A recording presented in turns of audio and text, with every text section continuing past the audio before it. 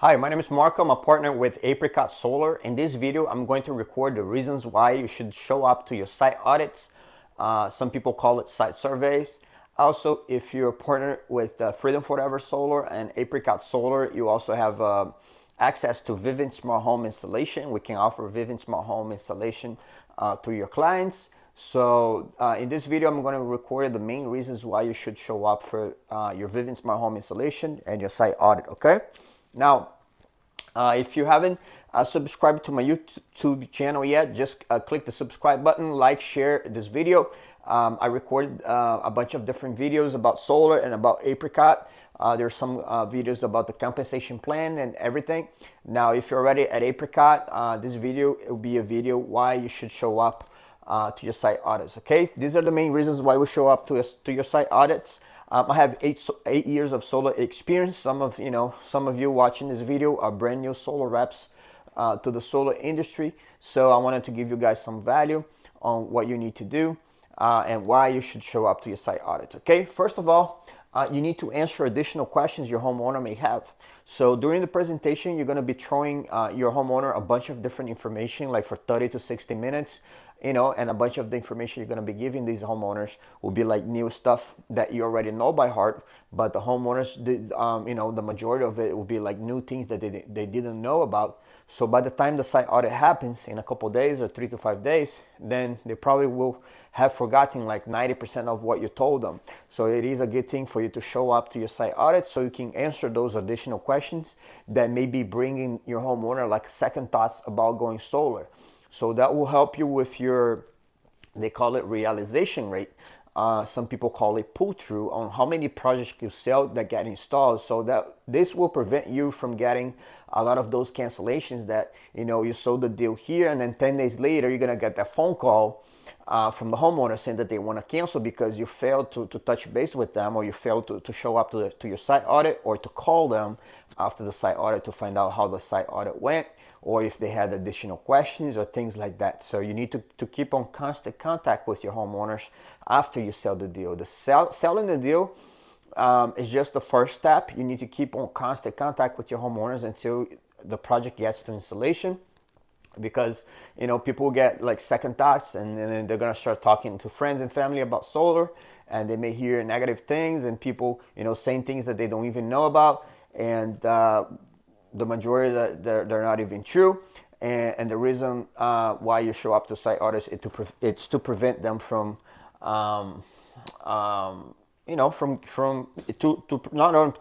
to prevent, but to prepare them for those negative feedbacks if they start referring people to you, or trying to start referring people to you to go solar. Okay, now when you tell them to go after and try to give you referrals that may have like a negative or positive impact on your project.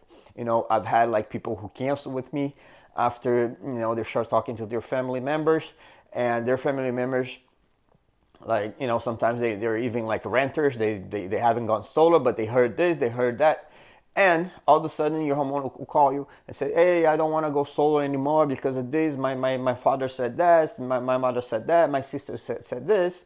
And now who are they going to trust? Are they going to trust you, or they're going to trust their father? They're going to trust their mother? They're going to trust their system? Even if they are wrong, those people have more trust with your homeowner than you do, even though they are wrong. And sometimes people will listen to to those people, to what they said, and they're not going to listen to you, and then they're going to cancel. So it can work both ways. The majority of the ways, if you prepare them in the right way, they even if they get negative feedback, they will already be prepared for those negative feedback if they get them. Okay, so when you show up to these audits, sometimes people will already have talked to their friends and family members, and then when you show up there, sometimes they already have 1 or 2 referrals to give you. Now, if you don't show up, then you're not going to be able to answer their questions. You may have to, you still call them and answer those questions, but it's not the same thing as if you show up at the site audit. Okay, so when you get there, you're going to see the majority of the times that you're going to get to a site audit. I would say 90% of the times that I got to a site audit, people had additional questions for me that they didn't ask, or that they forgot to ask while we were presenting solar.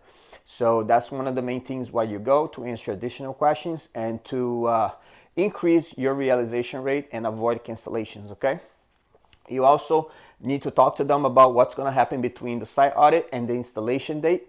Usually between site audit and installation, most states will take about 3 to 4 weeks, sometimes less, depending on the state where you're in, and sometimes more. But the majority of the projects that I've sold, I'd say 3 to 4 weeks to get them installed. You need to prepare the homeowner, let them know what's going to happen. And between the site audit and the installation, the project is going to go through engineering, and we're going to submit their information to the city so the city can approve. The installation, and so you need to prepare them for competition, because once we submit permits to the city to get the solar panels installed, their information will become public information. Okay, so once their information becomes public information, the lazy sales reps who don't know how to get their own clients, they're gonna jump in. All they do, they're gonna have people like looking at those websites, and they're gonna try to come and knock on your client's door to try to offer them solar, because they don't know how to get clients on their own. So they're gonna go after those permits. And on the permit website, it's public information, so you need to prepare your homeowner that between site audit and installation, when we submit permits, their information will become public, and they may get 2 or 3 solar companies knocking on their door, try to offer them solar. So you already prepare them for that. When those solar companies come, if you already prepare them for that, they're just gonna tell those people to go away. All right, if you did a good job, answer all of their questions and all of that, and framed everything in a way that why they should do business with Apricot, why they should do business with Freedom Forever, why they should do business with Sunrun, which is also our partner for the lease, and also why they should do business with Vivint for the Vivint Smart Home service. So when you prepare them for all of that, and you presented how reputable these companies are, then they're not gonna go and and leave you. They're just gonna go through the process and not cancel with you. Okay, so that's one of the main reasons why you go to site audits, to answer additional questions, reduce cancellations, and also try to get referrals from your clients. Another thing is you have no control of what happens after installation. So if you go to someone's home and present solar to them, and they tell you initially that they have 6 to 8 people that they could refer to you, and you don't go to the site audit, you don't go to the installation, and then waiting for them to send you those referrals after installation, then all of a sudden during installation something happens. Let's say there's a roof leak or something. Those referrals are gone, okay? Because you failed to get those referrals from them initially before installation. And a roof leak is something out of your own control as a sales rep. And if that roof leak is not repaired in a fast manner or something like that, and the homeowner is not happy, they're not going to give you referrals. Also, let's say some utilities, they have we don't submit the application to the utility until after the solar installation. So let's say we submit an application to an utility after installation, and the utility comes back to us and say, hey, well, we're gonna, for the system size that was installed here, we're gonna need to upgrade the transformer. It's gonna cost us $15,000. And the company may come back to your homeowner and say, well, it's gonna cost $15,000. We're gonna cover $7,500 off of it. You need to pay the other $7,500 out of your pocket. How will your homeowner feel about that? So those 6 to 8 referrals that they had for you initially, those referrals are gone. Your homeowner will not be happy with having to pay $7,500 after installation, and there will be a lot of back and forth between the homeowner and the solar company about who should pay or what should happen, or if they want to cancel, if they want to have the panels removed from the roof. The examples that I'm giving you here are very rare things that happen during a solar installation, but they may happen. And if they happen, your homeowner who had referrals for you, and you failed to go there during the site audit, you failed to go there during installation to get those referrals from them. After installation, something happens like that, you may lose all of your referrals. All right. Another thing, let's say the installation company, they come and they leave trash in the yard.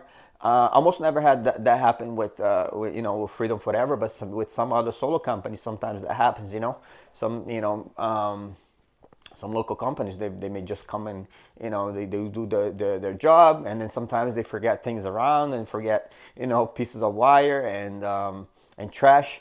Again, this is very rare things to happen, but it already happened. Like sometimes like a hammer will fall from the roof on your neighbor's yard and then hit the brick and break the brick or something, and then the neighbor who might have been like one of the referrals that you're going to get, he may be, he's going to be looking at his broken brick, so should I do business with this company? You know, they're going to be second guess, especially if the company leave the house and don't tell them anything about it and just leave, and then they have to find out about that just later.